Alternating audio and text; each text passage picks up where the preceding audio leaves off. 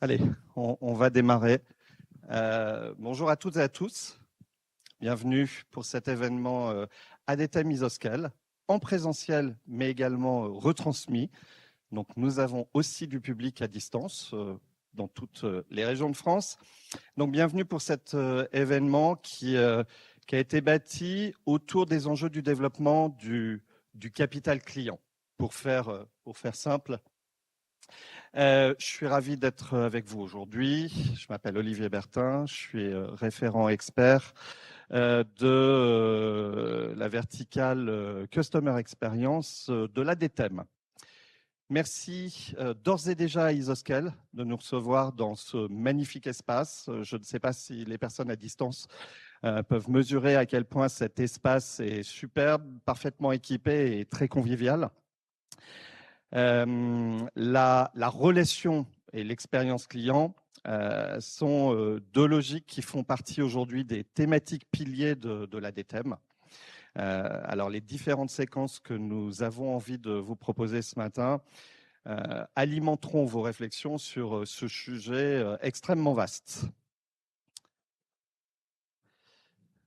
Alors, pour ceux qui ne connaissent pas encore l'ADTEM, en quelques mots, l'ADTEM, c'est l'association, la première association en France des professionnels du marketing, avec près de 1800 adhérents.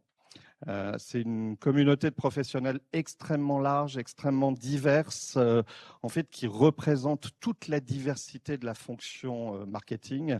Et l'éventail des possibles dans le domaine du marketing est extrêmement important, vous le savez. L'objectif de l'ADTEM au quotidien, c'est d'éclairer les décisions des professionnels, d'outiller leurs pratiques aussi, et puis d'accompagner une transformation du marketing que vous vivez tous, que nous vivons tous, et qui est loin d'être terminée. Alors, au même titre que le développement du capital de marque, le développement du capital client, aujourd'hui, c'est un objectif central des directions marketing. Et donc, ce matin, en 1 heure, donc vous voyez, ça va être extrêmement rythmé. Je vous propose de découvrir 3 facettes de ce sujet. On va commencer par une présentation exclusive d'une sélection d'enseignements de l'édition 2026 du CX Index. Ensuite, on aura une table ronde qui va réunir 3 grandes professionnels de la relation et de l'expérience client. Je suis absolument convaincu que le retour d'expérience sera très riche, très inspirant, très instructif. Et puis, pour finir, on aura une intervention qui mettra en perspective les enjeux de l'IA sur le terrain de jeu de l'expérience client. Donc, vous voyez un programme dense, ramassé, concentré, riche. Alors, en 1 heure chrono, je ne vais pas prendre plus de temps pour cette introduction et je vais proposer à Céline Lebrun, qui est la directrice du département Intelligence Marketing d'Isoscal, de venir à ce pupitre pour nous présenter les enseignements principaux de l'édition 2026 du CX Index. Je te laisse la place, Céline. Merci, Olivier.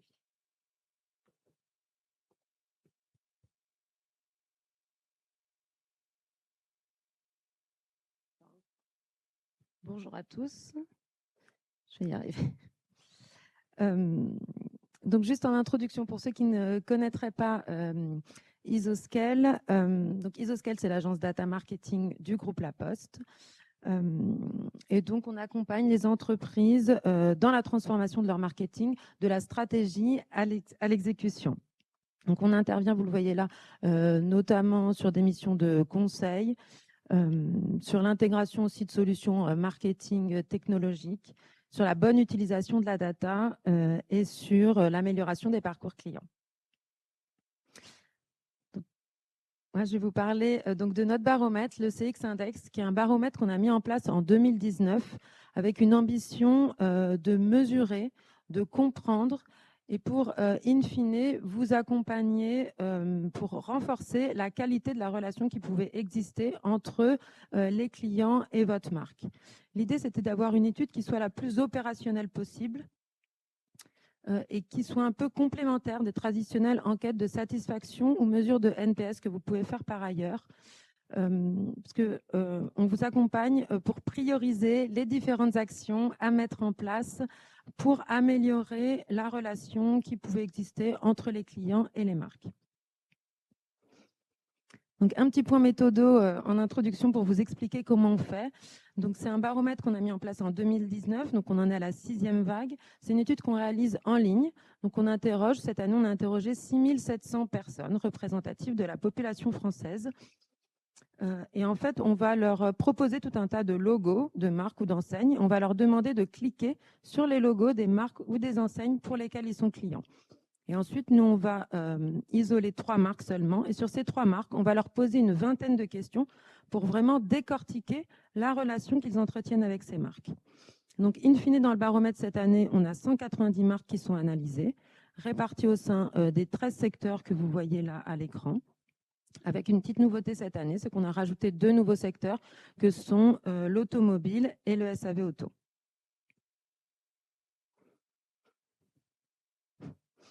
Donc, une fois qu'on les a, qu'est-ce qu'on leur demande? On leur pose tout un tas de questions sous forme de notes. Donc, c'est des notations de 0 à 10.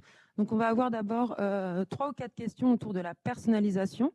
On va leur demander est-ce que les offres, les services, les canaux d'achat, les communications et les messages qui leur sont envoyés sont personnalisés et répondent à leurs attentes et à leurs préférences. Ensuite, on a 2 questions autour de l'interaction. On va leur demander est-ce que la marque est accessible et est-ce que quand je m'adresse à elle, elle est réactive. Ensuite, on a 3 questions autour de la propagation, où là, on va chercher à mesurer la capacité que vous avez à faire de vos clients des ambassadeurs. Et enfin, on a 3 questions autour de la considération, où là, on va chercher à mesurer est-ce qu'ils ont le sentiment d'être valorisés par la marque pour leur engagement, pour leur fidélité, voire est-ce que vous allez au-delà de leurs attentes. Et donc, de ces 4 dimensions en violet, on va en faire une moyenne, qui est donc le CX Index, qui est la moyenne qu'on suit depuis le lancement du baromètre en 2019. On a aussi une dimension qui est un peu une dimension booster, qui est une dimension un peu plus qualitative, qui va être la capacité à surprendre. Donc, on va leur demander, est-ce qu'ils ont déjà été surpris par la marque? Est-ce que c'était positivement ou négativement? Et puis là, on a un peu plus de ressenti au travers d'une question ouverte et donc de verbatim. L'année dernière, on a rajouté quelques questions autour du programme de fidélité. On leur demande est-ce qu'ils appartiennent à votre programme de fidélité et si oui, on va leur poser quelques questions. Est-ce qu'il est clair? Est-ce qu'ils le trouvent avantageux? Et on va leur demander de noter leur appréciation de ce programme. Et cette année, on a rajouté quelques questions autour de l'intelligence artificielle, donc dans l'objectif de mesurer leurs sentiments vis-à-vis de votre utilisation de l'IA dans la relation. Donc, on va passer aux résultats maintenant. Donc, le premier constat de cette édition 2026, c'est qu'avec un CX Index moyen donc sur l'ensemble des 190 marques de 6,8 sur 10, ce qu'on voit, c'est qu'on a un CX Index en réalité qui progresse d'année en année. On pourrait avoir le sentiment que les progressions sont plutôt légères d'une année sur l'autre, mais en réalité, il y a une vraie tendance de fond depuis 2019, une vraie progression à la hausse. Donc, ce qui montre vraiment que toutes les actions que vous pouvez mettre en place, en tout cas, se ressentent auprès des clients dans la relation qu'ils entretiennent avec vous. Si on regarde maintenant les résultats de ce CX Index par secteur, ce qu'on note, c'est qu'il y a des différences notables quand même entre les secteurs. Sur le podium, on va retrouver les secteurs du voyage-tourisme, de la beauté cosmétique et culture sport loisirs, comme l'année précédente. Néanmoins, ce qu'on voit, c'est qu'il y a des secteurs qui progressent significativement, statistiquement significativement, comme voyage-tourisme et culture sport loisirs. L'habillement aussi progresse significativement cette année, tout comme le bricolage-jardinage, la GSA et la banque. Et ce qu'on voit aussi, c'est que les 2 nouveaux entrants, donc l'automobile et le SAV auto, font une entrée dans ce ranking assez haut, avec un CX Index moyen de 6,8 sur 10. Et on va le voir plus loin, ces 2 secteurs qui arrivent à simplifier les parcours, voire à enchanter la relation, à mettre de l'émotionnel dans la relation.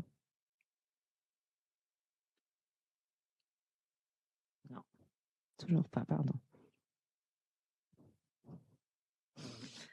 On va passer au podium de cette édition 2026. Donc, je vous le rappelle, un CX index moyen sur les 190 marques de 6,8 sur 10, avec un différentiel entre la moins bonne note et la meilleure note assez important quand même, puisque les notes varient de 5,6 à 7,7 sur 10. Et sur le podium, cette année, on va retrouver Yves Rocher avec un CX index de 7,7 sur 10, suivi par Gîtes de France avec un CX index de 7,6 sur 10 et Damar à 7,6 aussi. Et là, ce qu'il faut noter, c'est la capacité de certaines marques à rester au plus haut niveau d'une édition sur l'autre, parce qu'Yves Rocher et Gîtes de France sont assez fréquemment sur le podium. On va passer aux différentes dimensions maintenant. Donc, si on commence avec la personnalisation, donc on a une personnalisation qui est notée 7 sur 10 cette année. Et ce qu'on voit, c'est qu'elle stagne un peu depuis 2 ans maintenant. Là aussi, avec des notes qui varient de 5,8 à 7,9 sur 10. Sur le podium de la personnalisation, on va retrouver Damar, avec une personnalisation qui est notée 7,6 sur 10. Suivi à nouveau par Gîtes de France à 7,6 et Spartoo à 7,4. Et en fait, les marques qui arrivent à surperformer sur cette personnalisation, ce qu'on voit, c'est que elles proposent plus simplement un prénom dans un email ou même un email pour son anniversaire. Elles vont au-delà, elles ont vraiment des attentions qui sont personnalisées. Ce que nous disent les clients, c'est qu'ils vont recevoir carrément un cadeau pour leur anniversaire ou un bon de réduction pour leur anniversaire, où ils nous parlent encore d'offres promotionnelles qui soient vraiment personnalisées, qui correspondent vraiment à leurs attentes, avec des offres sur des biens ou sur des produits ou des services qui leur font vraiment envie, dont ils ont vraiment besoin.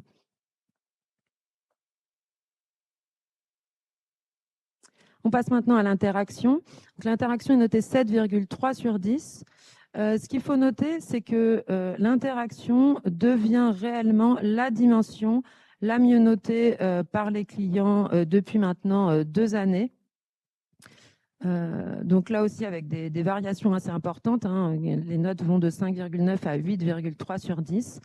Et en fait, on le comprend assez bien dans un monde où l'instantanéité devient vraiment très important, où les gens sont vraiment habitués maintenant à se parler tout le temps sur tous les supports sans cesse. Ils attendent des marques qu'elles soient aussi très réactives dans leur communication, que les échanges soient très fluides et qu'elles soient là quand ils ont besoin d'elles. Et donc sur le podium, on va retrouver la Massif avec une interaction qui est notée 8,3 sur 10, suivie par la Maïf à 8,2 et la GMF à 8,2. Donc on a un podium qui est vraiment trusté par les assureurs. Alors, ce qui est normal, hein, quand on a un dégât, quand on a un sinistre, on attend d'un assureur qu'il soit très réactif. Mais ce qu'on voit, c'est qu'elles jouent bien le jeu, en tout cas, et elles sont très, très fortes sur cette dimension de l'interaction. Et ce que nous disent les clients, c'est qu'au-delà de la rapidité dans l'interaction, ils s'attendent maintenant aussi à avoir des conseillers qui soient particulièrement aimables et qui soient particulièrement à l'écoute de ce qu'ils leur disent et qui nous répondent pas comme des robots avec des réponses toutes faites. Ils veulent vraiment des conseillers qui soient à l'écoute quand ils ont un besoin. On passe maintenant à la propagation. Donc, la propagation, je vous rappelle, c'est la capacité que vous allez avoir à faire de vos clients des promoteurs, puis des ambassadeurs. Donc, la propagation, elle est notée 6,7 sur 10, en légère progression aussi par rapport à l'année dernière, avec là aussi de fortes variations. Hein. On a des notes qui varient de 5,4 à 7,6 sur 10. Et sur la propagation, les secteurs qui vont surperformer, ça va être les secteurs de la beauté cosmétique, du voyage tourisme et les secteurs culture, sport, loisirs. Et sur le podium de la propagation, on va retrouver Yves Rocher, donc avec une propagation qui est notée 7,6 sur 10, suivi par Bio C'est Bon à 7,6 et Lush à 7,5 sur 10. Et là, en réalité, il y a deux choses. qui peuvent vraiment faire la différence sur cette notion de la propagation. La première des choses, ça va être la différenciation produit. Ce que nous disent les Français, c'est que le fait de proposer un produit qu'on ne trouve pas ailleurs va vraiment leur donner envie de parler de la marque autour d'eux. Donc typiquement, c'est le cas d'un Lush ou d'un Lego, par exemple. Et on retrouve cette notion de différenciation produit par l'innovation beaucoup dans les secteurs de l'automobile, par exemple. La deuxième chose qui peut faire la différence et qui peut donner envie aux Français de parler d'une marque autour d'eux, ça va être le fait de payer un prix à son juste prix, du moins au prix qu'ils estiment juste. Et je ne vous parle pas seulement de promotion, je vous parle vraiment du fait que la marque propose un prix qui soit le plus juste possible et que ça, ce soit dans son ADN. Donc ça, par exemple, ça va être le cas d'acteurs comme Action ou comme Aromazone qui sont très forts sur cette notion-là et du coup, qui vont faire parler d'eux par leurs clients parce que voilà, ils ont le sentiment de payer le prix juste.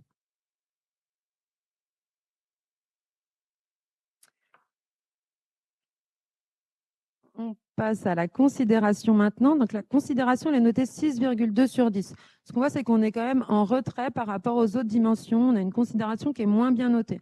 Donc, les Français se sont quand même pas forcément très bien valorisés par les marques dont ils sont clients. Alors, ce qu'il faut savoir, c'est que la considération, on partait de très loin. En 2019, on était avec une considération qui était notée 5,4 sur 10. Donc, elle a quand même bien progressé, mais il y a encore un peu de chemin à faire. Et là aussi, on a une forte variation dans les notes. Les notes s'échelonnent de 4,9 à 7,4 sur 10. Les secteurs qui vont se démarquer un peu sur cette dimension de la considération, on va retrouver à nouveau beauté cosmétique, voyage tourisme et l'habillement. Et là, sur les marques qui sont sur le podium, on retrouve à nouveau Yves Rocher avec une considération qui est notée 7,4 sur 10, suivie par Accor à 7,1 et Yellow Village avec une considération qui est notée 7 sur 10. Donc la considération, ça peut passer par des bons de réduction qui vont être envoyés suite à une enquête en ligne, par exemple, ou un avis qu'on peut poster sur Internet. Ça peut être aussi des petits cadeaux qui sont faits au moment du passage en caisse et qui correspondent vraiment à nos attentes. Et pour le secteur du voyage tourisme, ce qu'ils nous disent, c'est que ça passe aussi par du surclassement ou des nuits d'hébergement offertes quand on appartient au programme de fidélité ou des services qui peuvent être offerts alors qu'ils sont habituellement payants. On passe à cette dimension un peu booster, qui est la capacité à surprendre. Donc, on a 58% des Français qui nous ont déclaré avoir déjà été surpris par une marque, 52% positivement et 13% négativement. Et donc là, dans les secteurs qui surperforment particulièrement, on va retrouver l'automobile, la beauté cosmétique et l'habillement. Donc la surprise, c'est vraiment le fait d'enchanter la relation avec des petites ou des grandes attentions, ou simplement pour certains secteurs, le fait d'être facilitateur, ça va surprendre les clients et les surprendre positivement.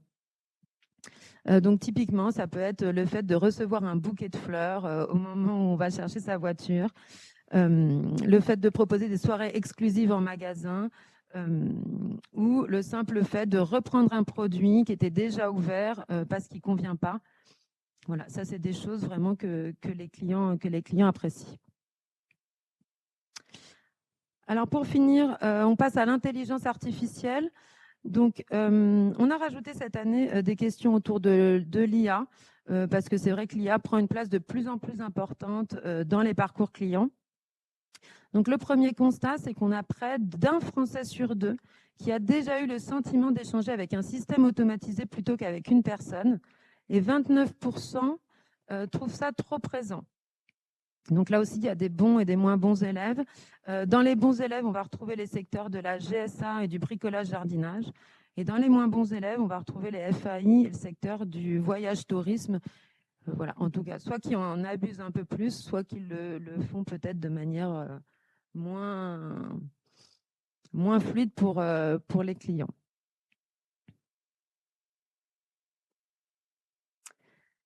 Et sur l'IA, on leur a posé aussi deux questions autour de la sécurité et de la confiance que les clients avaient dans l'utilisation que vous pouvez faire de leurs données. Donc, ce qu'on voit, c'est que 76% des clients ont confiance dans la manière dont les marques utilisent leurs données et 18% tout à fait confiance. Donc là, dans les secteurs, les bons élèves, on va retrouver l'assurance et la banque. Et dans les moins bons élèves, on va retrouver le FAI et l'ameublement décoration. Et 83% des clients se sentent en sécurité dans leurs échanges avec les marques et 21% tout à fait en sécurité. Et on va retrouver les mêmes différences sectorielles avec les mêmes bons élèves et les mêmes moins bons élèves. Donc voilà, à notre sens, en réalité, aujourd'hui, c'est vrai que l'enjeu, ça va être d'utiliser l'IA avec pertinence et transparence, voire avec parcimonie, on l'a vu du moins en front office, pour tout ce qui va être visible par les clients. Et évidemment, avec un niveau d'exigence qui va être très fort sur la sécurisation et l'utilisation que vous faites de leurs données. En tout cas, il faut le faire savoir, parce qu'il y a aussi ce que vous faites et ce que vous faites savoir auprès de vos clients, parce que la confiance reste la base de toute relation durable. Et je repasse la main à Olivier. Merci beaucoup, Céline. Merci pour ces éclairages. Je pense que ça va aussi inspirer la table ronde maintenant. Et donc, je vais proposer à Claire, à Isabelle et à Christelle de nous rejoindre avec Antoine de Lastérie, qui est le directeur du développement de Isoscale. Et nous allons, Antoine et moi, animer cette table ronde.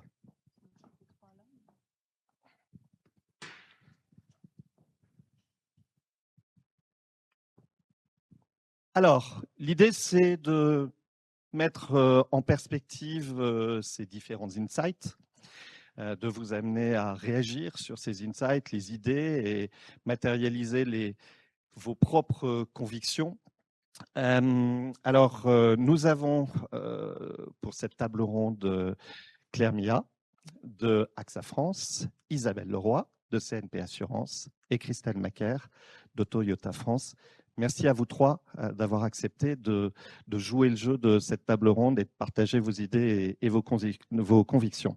Alors, pour ouvrir la discussion, est-ce que vous avez le sentiment, au sein de vos entreprises, dans le cadre de vos fonctions, que l'expérience client a pris de l'importance ces dernières années et en particulier et a pris de l'importance aussi au niveau des directions générales? Qu'est-ce que vous en pensez? Laquelle a envie de réagir en premier? Alors clairement, dans l'assurance, je pense que Isabelle, tu partageras. S'il y a encore quelques années, l'assurance était très drivé par le produit, parce qu'on est quand même une boîte où c'est les actuaires qui construisent les produits, donc on pensait beaucoup produits. On a énormément avancé là-dessus. On est maintenant très orienté client. La preuve on a une directrice client qui est au COMEX. C'est des postes qui n'existaient pas il y a 15 ans encore. Vraiment ce sujet-là, il est massif et il n'est pas sous-estimé. On sait que les sujets d'omnicanalité actuellement, de personnalisation, d'immédiateté, toutes ces attentes des clients qui sont en train de monter avec toutes les technologies qui sont là, on les met sur la table et elles sont vraiment discutées de façon très récurrente avec une envie d'être dans cette même accélération autour de ces sujets-là et de pouvoir être au rendez-vous des promesses qu'on fait aux clients, puisque c'est bien ça le sujet, c'est comment est-ce qu'on arrive à être au rendez-vous de ces promesses et donc d'avoir des clients qui sont engagés avec nous. Je continue. Moi, je confirme totalement, je suis totalement d'accord avec Claire. Juste en fait, non, chez CNP Assurance, donc dans la partie protection sociale, on assure de la santé, donc la mutuelle, remboursements médicaux, et de la prévoyance, donc les arrêts de travail, mais aussi l'invalidité et le décès. Et en fait, le rythme est différent, mais l'attente est unique en fait du client, c'est que quand c'est une industrie de la promesse, on lui promet d'intervenir quand il aura besoin de nous. Et donc, c'est un flux financier, il nous paye des cotisations et il attend un retour de paiement quand il en aura besoin. Donc, c'est vraiment l'assureur-payeur qu'on peut imaginer. Maintenant, le sujet de l'expérience client, il est arrivé par nos services de gestion et de relations clients, c'est-à-dire que les assurés nous appelaient en cas de pépins de santé ou autres pour demander un remboursement ou pour une explication sur les remboursements qu'ils estiment en général insuffisants. Et là, on se rendait compte qu'il y avait une insatisfaction. C'est venu de là, en fait, d'une interaction au quotidien. On s'est dit, avec une expression de mécontentement. Et c'est comme ça qu'on a sorti le sujet de l'expérience client il y a à peu près une dizaine d'années. C'est assez récent finalement. Enfin, on en faisait aussi, mais c'est devenu central il y a à peu près une dizaine d'années et où on s'est organisé pour suivre cette satisfaction, pour mesurer notre efficacité et pour être capable d'améliorer, de répondre aux irritants et de construire.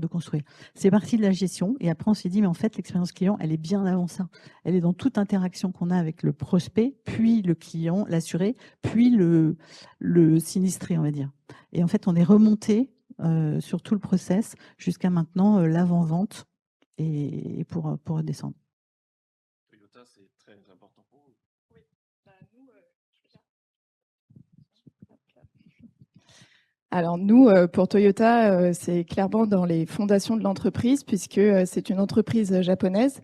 Elle a été conçue pour les clients, pas par le produit en premier, mais surtout pour les clients et ses usages. Et en fait, toute la partie produit a été, on va dire, orientée sur l'écosystème, le réseau aussi de concession qui est notre valeur humaine. Et ça, on le voit partout dans l'entreprise. C'est-à-dire que le client est avant tout le vecteur plutôt que le produit. Et ça fait maintenant plus de 2 ans qu'on a complètement refait nos parcours relationnels. On dit parcours relationnel et pas parcours automatisé marketing, parce que le parcours relationnel, qu'on appelle le parcours One CRM, englobe tout le cycle de vie avec les usages du client, par typologie de client, et on répond vraiment à des attentes. Et on va dire qu'on refait sans arrêt les communications pour s'adapter aux besoins et ainsi être au plus près de la relation. Et on intègre complètement la voix du client dans tout ça pour justement détecter les irritants et construire des parcours vraiment au plus proche du besoin. Est-ce que dans ces conditions, vous auriez envie de dire que le marketing est plus orienté client qu'il ne l'était? Il est historiquement orienté produit. Est-ce qu'il est maintenant orienté produit et client? Alors, clairement, chez Toyota, on va dire d'une manière générale, dans le secteur automobile, il est très orienté sur le marketing produit. Les temps forts saisonniers sont encore là, même si on a un beau parcours relationnel qui vient vraiment sur tout le cycle de vie, donc de la phase d'intérêt jusqu'au bienvenue dans la marque, jusqu'à l'usage, jusqu'au renouvellement. Concrètement, il y a encore des temps forts marketing. Exactement. Nous, notre but, c'est justement de casser ça. Et c'est pour ça qu'on a intégré tout l'écosystème. Et c'est ce qu'on a fait il y a 2 ans. On a intégré tout l'écosystème de Toyota, donc de la captive de financement, donc Toyota Financement, Toyota Assurance, Kinto Mobilité. Et en fait, on a tous travaillé ensemble pour travailler sur la partie relationnelle. Et mine de rien, ça a réduit justement la pression marketing. On parle plus de pression relationnelle et les contenus sont totalement différents. Dans l'assurance, l'une de vous deux a envie de se positionner là-dessus? En fait, ça se traduit dans notre organisation même. En fait, on a commencé par l'offre. Dans le marketing, il y avait l'offre, la création des produits d'assurance. Puis, on a ajouté le marketing opérationnel, c'est-à-dire la communication client de notre offre. Puis, on a ajouté les parcours, parce qu'on s'est dit qu'il fallait travailler les parcours clients, donc offre, marketing OP, parcours client. Et on a ajouté un 4e larron qui s'appelle l'expérience client. Et on fait fonctionner tout ça au sein de la direction marketing pour que l'ensemble des composantes en fait puissent agir vers le client. Donc, vendre le produit, mais le vendre par les meilleurs parcours, dans les meilleures conditions, au client que le produit cible. Moi, j'ai une question sur la personnalisation, parce qu'on voit que c'est plébiscité par les consommateurs. Ils veulent des parcours personnalisés, ce que tu viens de dire, mais ils veulent également la mise en avant de produits, de services. Comment vous faites pour ne pas tomber uniquement dans les verbatims qui remontent souvent, c'est j'ai eu un cadeau, j'ai eu un prix, je n'ai pas payé ma franchise. Comment vous faites pour construire ces parcours personnalisés?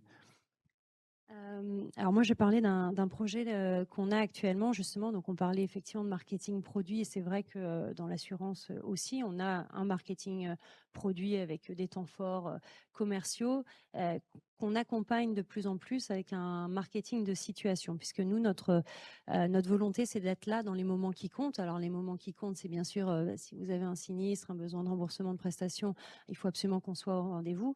Mais au-delà de ces moments-là, c'est comment est-ce qu'on est là dans les moments importants de votre vie.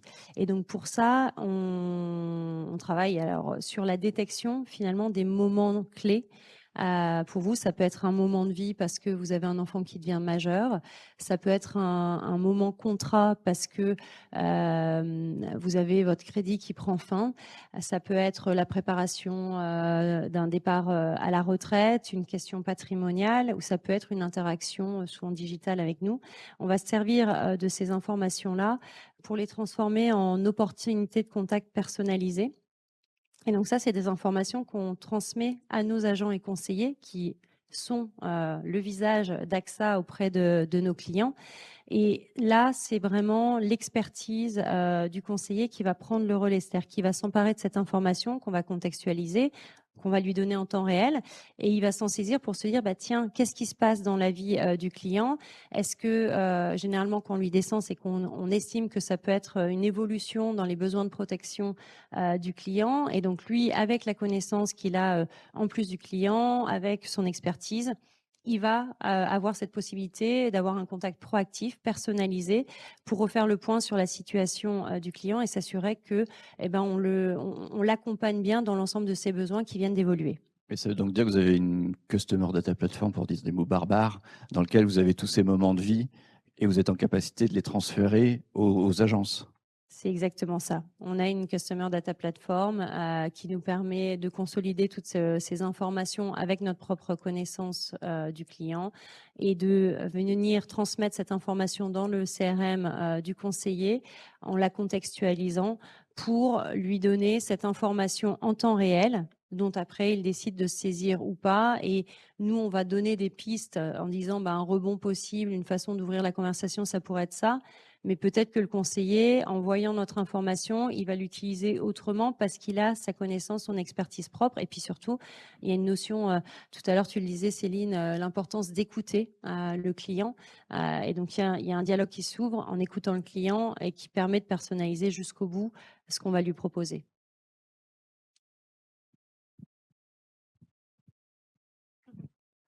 J'enchaîne. Alors, chez CNP Assurance, on a réfléchi à comment accompagner nos clients. Nos clients, ce sont des individuels, des assurés comme les retraités ou qui ont acheté leur contrat eux-mêmes, ou des entreprises qui veulent assurer leurs salariés. Et en fait, au-delà du paiement des prestations, on se dit qu'il faut qu'on intervienne sur à la fois tout ce qui va toucher, en fait, tout ce qui va être en amont de tout ça. Donc, la prévention. La prévention, ça veut dire lutter contre les arrêts de travail. Enfin, il y a beaucoup d'arrêts de travail. Pourquoi? Quelles sont les raisons? Essayer de trouver de proposer aux entreprises des services qui allègent la charge mentale de leurs salariés, qui les aident, qui les mettent dans une situation de prévention physique, faire de l'exercice, manger correctement, dormir correctement. Enfin, on a construit, on a trouvé par exemple des aides pour s'occuper des enfants, pour assister les enfants dans leurs devoirs ou des choses. Donc on a réfléchi à tout un écosystème qui permet d'être là au quotidien, en amont des phases purement de flux financiers. Et ça, c'est un moyen pour nous, alors je ne dis pas d'enchanter la relation, mais en fait, ça contribue à ça. C'est-à-dire que l'assureur, il est là aussi pour m'aider à ne pas tomber malade, pour m'aider à faire le devoir de maths de mon fils le soir quand je rentre. Il est là pour m'accompagner dans ma vie quotidienne. Et c'est ça qui est de plus en plus marquant, en fait, et qui fait la différence. Quand on parle de personnalisation, il y a une dimension du coup que Claire t'a mentionnée, c'est la dimension digitale. Nous, au CRM, on crée les parcours digitaux. On est le relais finalement de notre réseau de concessionnaires. On a 270 concessions indépendantes partout en France. Et donc, finalement, tu le disais, mais en fait, c'est le contact direct avec le client. Nous, on prépare, on structure la relation et ensuite, on donne la main au réseau sur différentes phases pour pouvoir justement relayer, incarner les valeurs de la marque. Et ça passe essentiellement, en tout cas chez nous, par la formation. On a une formation qui est en continu qui s'appelle BRIT, Best Retailer Intern, qui a été fondée par Akio Toyoda en 2018. Et cette formation, elle incarne vraiment l'entreprise, c'est-à-dire qu'on ne souhaite pas être le meilleur au niveau national, mais vraiment, on souhaite être le meilleur localement pour chaque client. Et cette incarnation, elle doit être vraiment perçue par le client. Et c'est vraiment l'élément essentiel de cette expérience digitale. Est-ce que ça veut dire que souvent la personnalisation, elle est d'abord imaginée par les équipes marketing ou clients comme alimentant un processus transactionnel?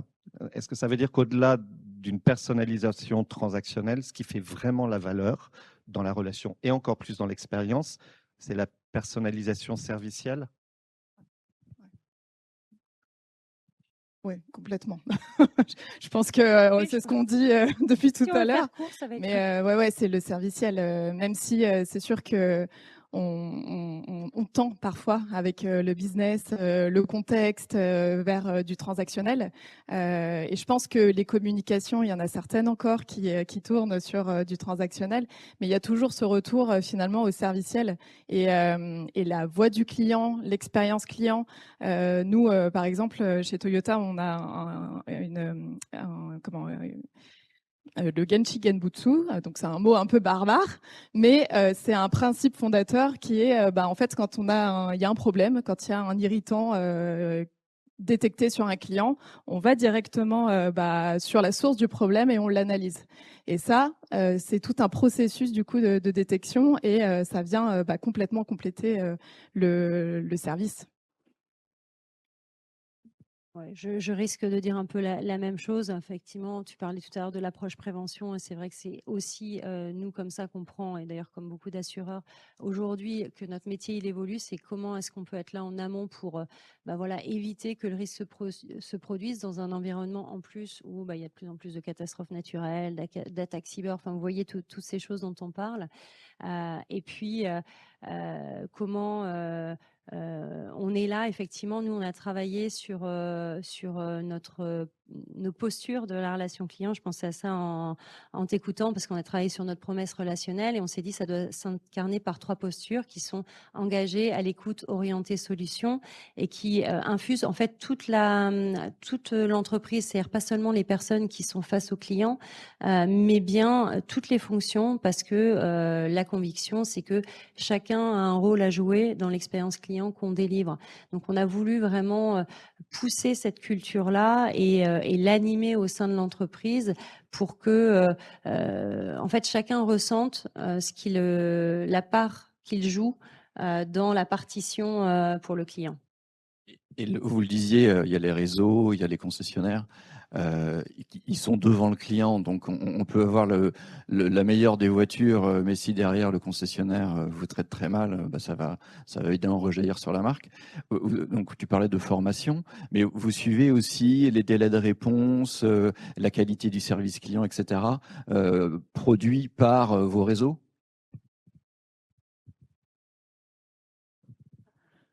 Ouais. Ah oui. En fait, nous, on a un CRM qui est 360, donc qui a été complètement, Salesforce d'ailleurs, qui a été complètement, qui a intégré toutes les phases, tout l'écosystème de Toyota, ce qui nous permet d'avoir toutes les interactions dans ce CRM et de pouvoir chacun étudier sur notre fiche client, savoir exactement qu'est-ce qu'il a eu comme relation avec, par exemple, le réseau. On a eu une question, par exemple, exemple, dans le parcours sur l'après-vente, on a une question qui vient lui demander s'il est content de son passage à l'atelier. Bah là, on sait automatiquement si oui ou non il a été content, s'il n'a pas été content. Si on détecte en tout cas un irritant, bah là, tout de suite, on va se rassembler pour travailler en transverse, faire du Kaizen, parce que c'est un principe là aussi. Pour s'améliorer, on ajuste et on peut vraiment ajuster toutes les fonctions dans l'entreprise. Juste pour réagir là-dessus aussi, au-delà de finalement ce contrôle, mais évidemment, nous aussi, on regarde les indicateurs opérationnels jusqu'au niveau des agences. En fait, nous, on s'est engagé depuis déjà 4 ans dans une démarche d'engagement réciproque avec notre réseau dans le cadre d'un programme qui s'appelle le Grenelle du client, où on a pris des engagements réciproques parce que il y a ce que nous, on peut voir de la façon dont ils exécutent et eux, tout ce qu'ils recueillent au niveau du terrain avec les clients, de ce qu'ils attendraient qu'on fasse de mieux nous aussi en tant que compagnie. Donc en fait, on a construit tout un programme qui disait, bah voilà, je vais prendre un exemple très simple, mais on vous met à disposition des outils de la relation client dont ils ont besoin, mais vous vous engagez à les utiliser parce que dans toute histoire de boîte, il y a des histoires d'outils très bien qui n'ont jamais été utilisés. Donc ça, c'est un peu un basique, juste parce que c'est simple à comprendre, mais on a des choses plus compliquées où, par exemple, dans l'assurance, un grand sujet, c'est le prix. Le prix qu'on paye pour l'assurance et la valeur perçue de ce qu'on reçoit ensemble, en face. Dans les engagements, il y avait aussi le fait de dire nos agents, nos conseillers nous demandaient de limiter les augmentations de prix qui viennent, je le rappelle, en face d'une augmentation de coûts que nous avons. Mais du coup, nous, ce qu'on leur a demandé, c'était de nous aider justement à maîtriser la charge qu'on a en face, l'utilisation des garages partenaires, puisqu'on a des réseaux, etc. Enfin, voilà, tout un ensemble de choses. On pilote la satisfaction. On leur a demandé de rappeler les clients insatisfaits, par exemple. Donc, on leur donne à leur niveau la satisfaction de leurs clients avec les verbatims associés. Et ils ont la possibilité, et on les invite fortement à rappeler notamment les clients insatisfaits, mais pas que, parce que sinon, c'est un petit peu déprimant dans une journée. Mais voilà, pour vraiment faire progresser la relation et s'alimenter mutuellement de ce qui doit être amélioré. Le temps passe très vite. Parmi tous les sujets qui traversent la relation et l'expérience client, il y a ce sujet de l'automatisation, renforcé encore par la montée en puissance de l'IA. Comment est-ce qu'on fait, comment est-ce que vous faites pour conserver un bon équilibre entre automatisation, qui peut optimiser l'interaction, par exemple, ne serait-ce qu'au niveau de la réactivité, et cette capacité tout de même à conserver une dimension fortement humaine dans la stratégie client que vous mettez en œuvre? En fait, il y a deux niveaux d'automatisation. On peut automatiser notre gestion derrière, l'arrière-boutique, ou la relation avec le client. On a commencé, nous, par automatiser l'arrière-boutique. C'est-à-dire qu'on se dit que si on améliore nos process, si on les rend plus rapides, plus fluides, moins chers, ça voudra dire maîtrise des cotisations derrière, ça voudra dire rapidité, ça voudra dire facilité aussi pour notre personnel, nos commerciaux et nos gestionnaires, pour après une interaction efficace avec leurs clients. Donc, on commence vraiment par ce back-end, on va dire, parce qu'on se dit qu'il faut être vraiment pas technocentrique, mais customer-centrique. Et qu'il faut aussi un changement important, on est passé du product owner au journey owner. C'est-à-dire qu'on regardait nos outils informatiques, nos outils informatiques, on les regardait un par un. Et en fait, aujourd'hui, il faut regarder le parcours qui va solliciter un outil, puis un deuxième outil, puis un troisième outil. Le client, il n'a pas à savoir ça, c'est de la cuisine interne. Il nous faut un journey, il nous faut ça.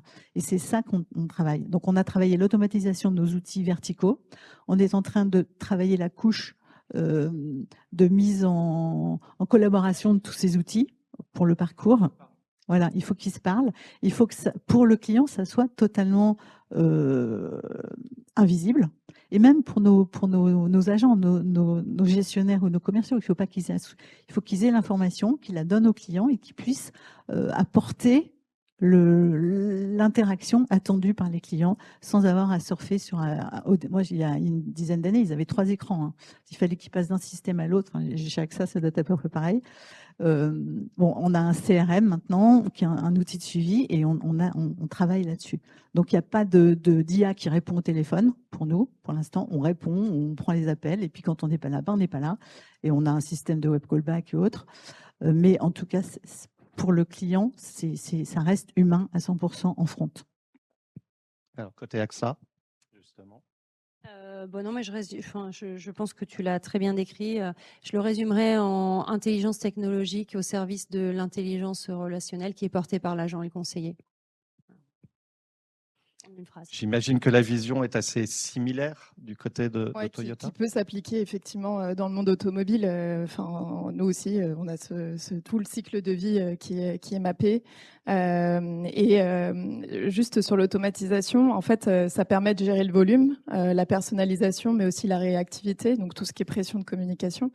Mais il y a ces fameux moments de vérité en fait où en fait ça doit rester, et tu l'as très bien dit, ça doit rester des moments humains, et les moments humains, nous ça passe par la relation client, par le réseau, et ces moments, ça peut être la livraison, la gestion de l'insatisfaction, le renouvellement d'un véhicule ou l'accompagnement sur une nouvelle technologie. Ça reste vraiment des moments profondément humains. Merci beaucoup pour tout ce partage, ces retours d'expérience, ces suggestions aussi qui sont corrélées à des convictions. Juste pour conclure, si vous aviez à identifier le défi demain sur ce thème de l'expérience client, le point sur lequel vous avez envie de focaliser vos efforts à court et à moyen terme, ce serait quoi en une ou deux phrases? La détection des signaux faibles. Ça, clairement, je pense qu'on a tous cet objectif, et d'anticiper aussi, de pouvoir clairement trouver la solution par anticipation et pas attendre que le client interagisse avec la marque. Anticipation aussi, vraiment la proactivité. On a été beaucoup en réactivité, et c'est normal. Aujourd'hui, on a les moyens d'aller vers de l'anticipation, vers de la proactivité. C'est vraiment ce qu'il faut qu'on fasse. Alors moi, j'ai un petit défi personnel. Pour l'assurance, en fait, on est très contraint par une réglementation très stricte. Et en fait, j'aimerais aller vers la position des acteurs comme Amazon qui fait confiance a priori aux clients. Et nous, en fait, dans notre dynamique de conformité bancaire et assurantielle, c'est très compliqué. On a du mal à faire ça. Et on contraint les clients à justifier, à se rejustifier, à reprouver. Il va falloir qu'on travaille nos parcours pour éviter ça, en fait, à faire peser. Alors, je sais bien que ça les rassure. Le CX Index dit que finalement, ils sont contents et qu'on gère bien leurs données. Enfin, il va falloir qu'on gère bien la limite et la pression de ce genre de choses. Et ça, sur le parcours client, c'est compliqué. Encore une fois, un grand merci pour cet échange, pour la richesse de cet échange. Je pense que ça aura inspiré toutes les personnes qui vous écoutent et que ça donne des directions aussi intéressantes, pratiques, stratégiques aussi, pour relever tous ces défis. Et ils sont grands, ils sont très divers de la relation et de l'expérience client. Merci beaucoup à toutes les trois.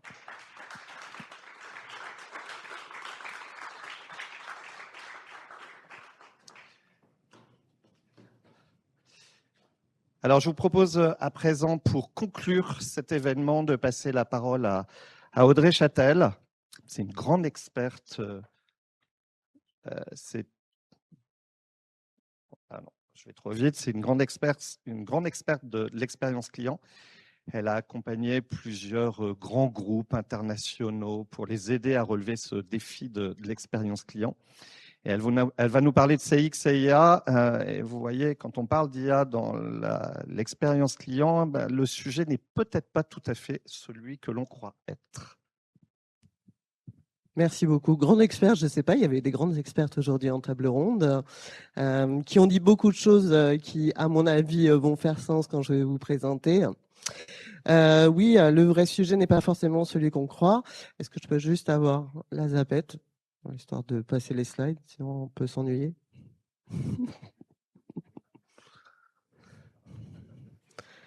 Non, mais tu me donnes toujours des challenges, Olivier.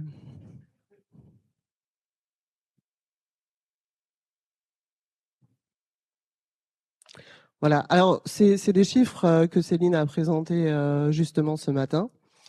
Donc avec 76% des Français qui font confiance à leur marque et 83% qui se sentent en sécurité, hein, notamment sur des univers liés à l'IA.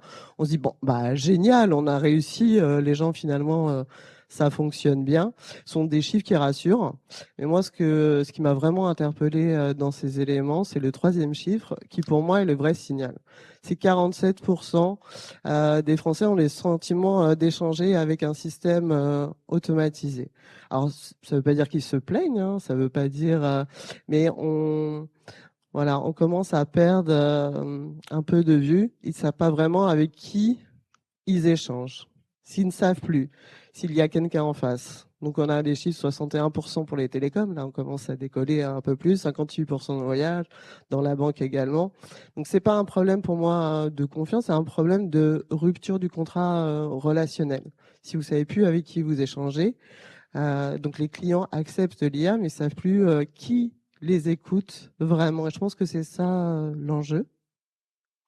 Et je vais vous parler d'un cas assez intéressant qui s'appelle Air Canada, où il y a eu un vrai débat. C'est un client d'Air Canada qui perd sa grand-mère, malheureusement. Il interroge le chatbot sur les tarifs du DOT et le bot lui répond voilà, que bien sûr, bien évidemment, ça peut être pris en compte. Donc, imaginez dans une situation extrêmement difficile. Bon, bah, il se dit très bien, il réserve, il prend son vol et finalement, il réclame et là, refus. Parce que la vraie politique, en fait, disait l'inverse. Le chatbot s'est trompé. Alors, c'est une erreur de bot, ça arrive. Mais ce qui est hyper intéressant, c'est la suite. En fait, l'affaire est allée au tribunal. Et la défense de Air Canada, c'est de se dire, ben non, c'est pas moi, c'est le bot. Donc on se défausse complètement d'un avis d'un chatbot. Alors bien sûr, la loi légiférée et évidemment, si un chatbot dit une mauvaise réponse, la marque en est légalement responsable. Mais je trouve ça hyper intéressant de se dire Air Canada, c'est complètement défaussé. Non, il ne faut pas se défausser dans la relation client, surtout dans un moment critique. Et donc, si Air Canada avoue elle-même qu'elle n'est pas en contrôle de ce que chatbot se défausse, finalement, si elle ne sait même plus ce qu'elle dit au client et comment elle parle au client, imaginez bien que pour le client, c'est d'autant plus difficile.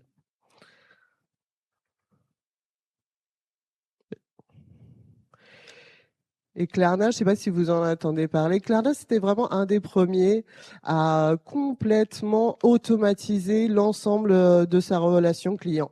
Donc la société s'est vantée à travers tous les réseaux et tous les médias, justement d'avoir remplacé 700 agents par son IA, avec des chiffres hyper impressionnants, hein, puisqu'ils sont passés d'un temps de résolution de 11 minutes à 2 minutes.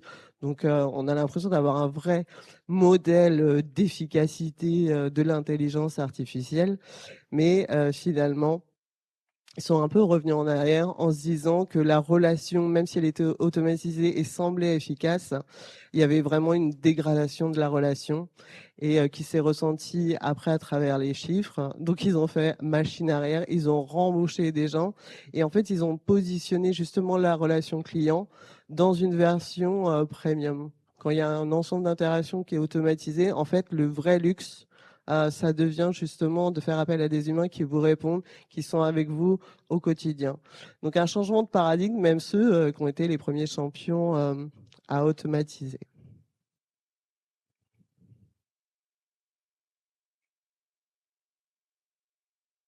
Ah.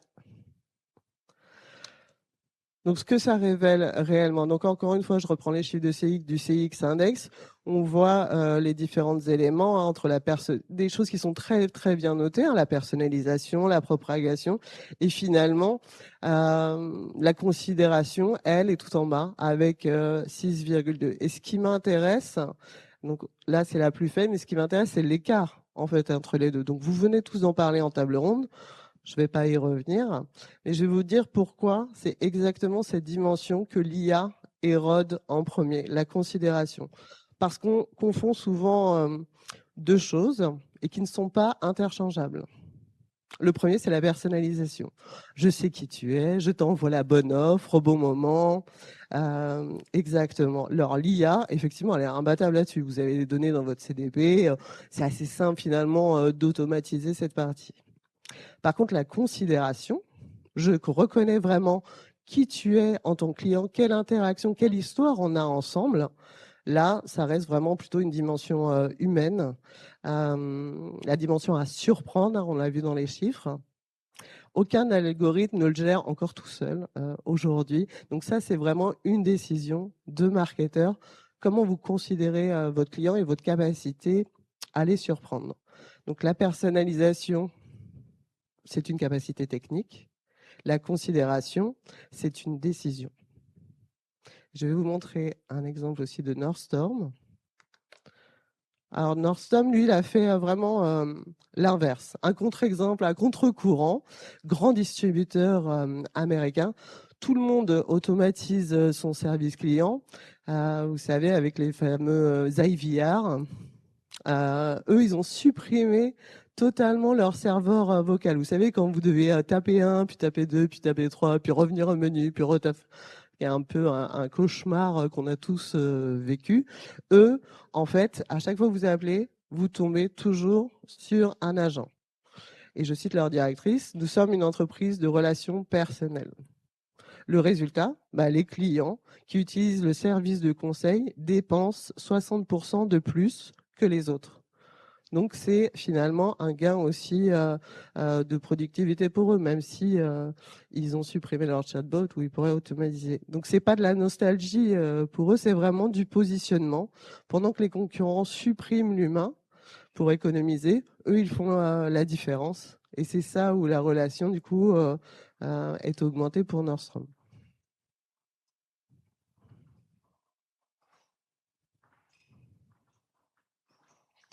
Alors, ce que ça exige, moi, je pense qu'il y a 3 décisions qu'on traite pour les responsables de l'expérience client. Donc, ce n'est pas des outils, hein, c'est vraiment des décisions.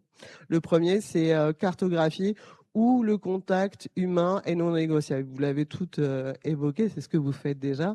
C'est dire finalement quels sont les moments clés, les moments qui ne sont non négociables et on doit absolument mettre un humain. Donc, vous avez parlé, un sinistre, une panne, la livraison ratée de la veille, voilà, c'est des moments clés, des moments critiques où c'est non négociable. 2, écouter autrement. Donc, on va arrêter de mesurer est-ce que le client est simplement satisfait, mais est-ce qu'il a le sentiment d'être entendu. Et ça, à contrario, l'intelligence artificielle nous le permet aussi à travers des verbatims, justement, d'analyse, hein, où avant, on a des millions de verbatims qui sont très difficiles à analyser. L'IA, en tout cas, sur ce point-là, nous permet vraiment plutôt d'analyser ce que le client a vraiment le sentiment d'être reconnu. Et le 3e point, c'est piloter la distraction. Hein, donc, différencier la personnalisation pure, hein, pas traiter comme un seul KPI. Une offre personnalisée, c'est être reconnu comme un profil. Être considéré, c'est être reconnu comme un client qui a une histoire avec vous. L'IA maîtrise le premier. Le second, ça reste entre vos mains.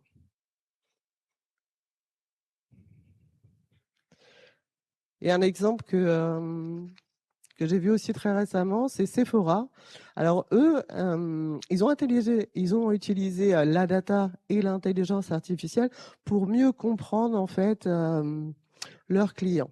Alors, pour la partie féminine d'entre vous, quand vous allez dans une boutique Sephora, on avait tendance à avoir, vous savez, les endroits où on se fait maquiller, mais juste devant les vitrines. Leur objectif, se disait, ça va attirer le client, les gens vont se voir se faire maquiller, ça va donner envie.